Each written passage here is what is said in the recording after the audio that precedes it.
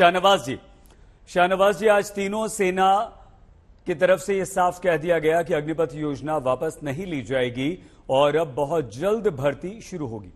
आपको लगता है ये बात आपकी युवा मानेंगे या अभी भी आपको लगता है कि विपक्ष भड़का रहा है, साजिश हो रही है और सरकार पर ये युवाओं का विश्वास कम? शाहनवाज जी, क्यों? देखिए सईद साहब, आज सेना की तरफ से प्रेस कॉन्फ्रेंस हुई। सारी गलतफहमियां जो पैदा की जा रही थी तथाकथित बिना जानकारी हासिल किए हुए लोगों के जरिए, वो युवाओं को बता दी गई और इस पर ये जल्दबाजी में उठाया गया कदम नहीं था। सेना ने खुद बताया कि 1989 से इस पर काम हो रहा था। इसके अंदर जो उम्र थी, जो एवरेज आयु जो है 32 की, उसको 26 के करने की कोशिश के तौर पर ये किया गया। हमारी सेना युवा हो और युवा के लिए ज़्यादा वो रिस्क ले सकते हैं, इसलिए उनको आगे बढ़ाया जा रहा है। इस योजना के अंदर जो तीनों सेना प्रमुख और सीडीएस विपिन रावत जी जब उस वक्त थे, उस वक्त से इस पर लंबा जिक्र हुआ। मैं समझता हूं कि इसमें अब कोई कंफ्यूजन नहीं है। जो बहाली पहले भी होती रही है सेना में, मैं बहुत जिम्मेदारी से, जो युवा देख रहे होंगे सईद साहब, आपका ये प्रोग्राम बहुत बारीकी से देखा जा रहा होगा, उनसे कहना चाहता हूं, उन बच्चों से, कि जैसा सेना ने कहा है कि आप तैयारी कीजिए, जो इसके अंदर अग्निवीर होंगे उससे कोई भेदभाव नहीं होगा। वो भी सेना ने साफ तौर पे कह दिया है।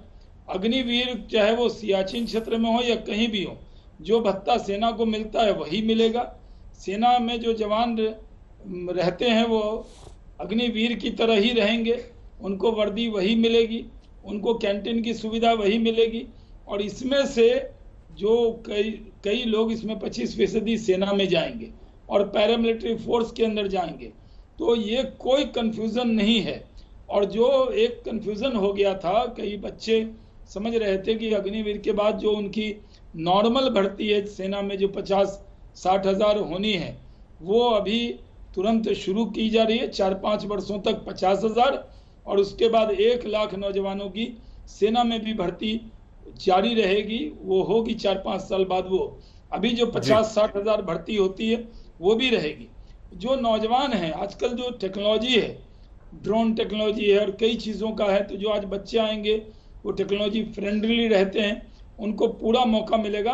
मुझे लगता है आज के डिबेट में सेना की प्रेस कॉन्फ्रेंस के बाद हमारे जो मित्र बैठे हैं, उनको शाहनवाज हुसैन के बोलने पर या अन्य बोलने पर सवाल उठाएं, लेकिन जब सेना ने सब बात को बारीकी से बता दिया, सारे तथ्य बता दिए, तो नौजवानों को अब गलतफहमी नहीं रहनी चाहिए। इसका आज निदान हो गया है। मृत्युंजय तिवारी जी, मृत्युंजय जी, क्या आपको लगता है कि हमारा युवा, जिसकी ऊर्जा को हमें एक सकारात्मक दिशा में प्रवाहित करने का काम करना चाहिए बड़े होने के नाते, ये राजनीतिक दलों ने, आरजेडी ने नहीं किया, आपके नेता सरकार के विरोध में खड़े हो गए, उससे युवाओं का गुस्सा और भड़का?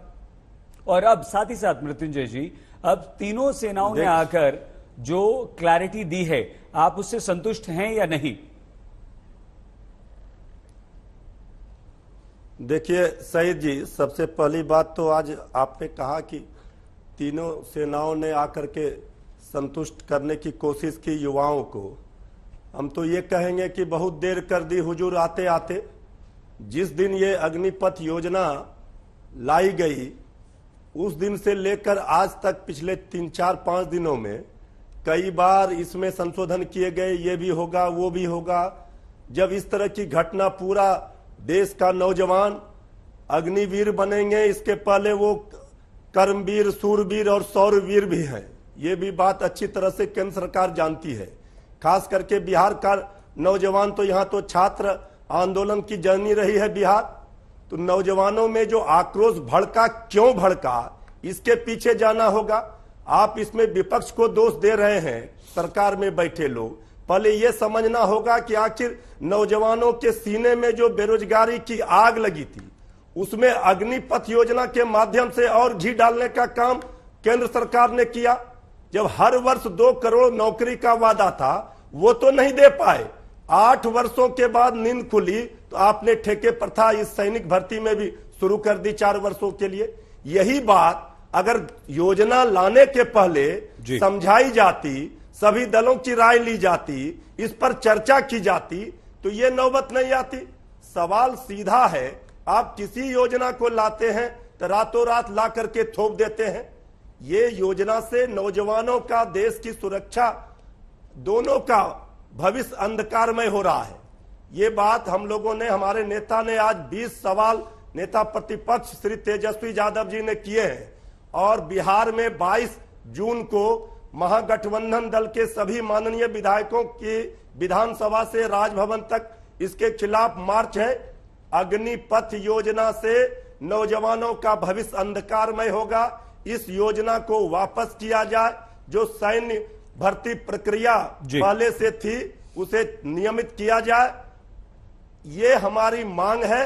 और जब तक ये मांग सरकार नहीं मानेगी तब तक ये आंदोलन जारी रहेगा।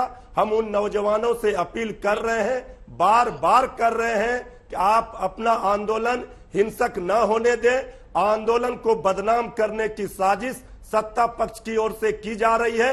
विपक्ष को तो छोड़िए, नौजवानों को छोड़िए।